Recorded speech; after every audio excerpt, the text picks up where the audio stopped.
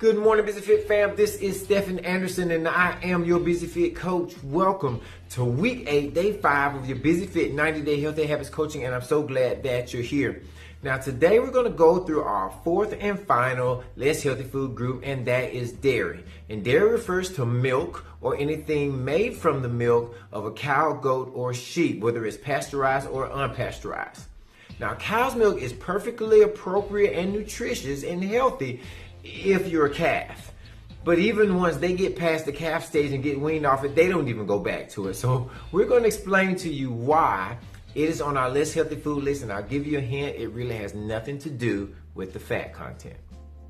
Now let's start with the two main proteins that are in dairy, and that is casein and whey. When it comes to casein, it has a molecular structure that for some people may cause a histamine or inflammatory response when they consume it. And this in itself would cause it to fail our healthy food standard number 4.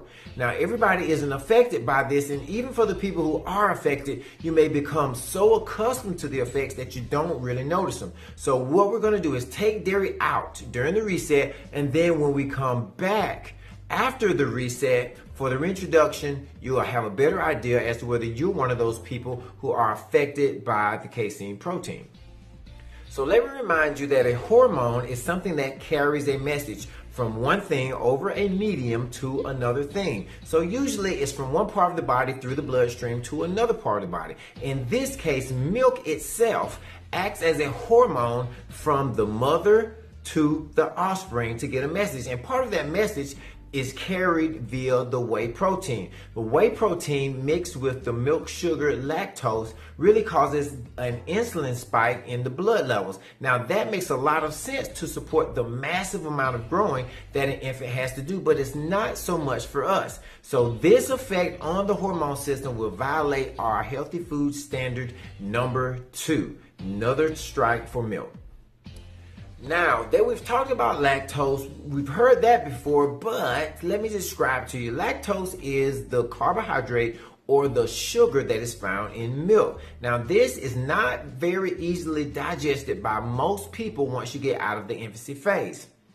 This lack of the ability to digest it can lead to bloating or gastrointestinal upset, and also cause an unhealthy balance of the gut bacteria. And that in itself, as you know, is going to cause it to fail our healthy food standard number 3. And just to clarify, remember that dairy refers to the milk or anything made with milk. So that includes your ice cream and your yogurt and your cheese and anything that's made with milk.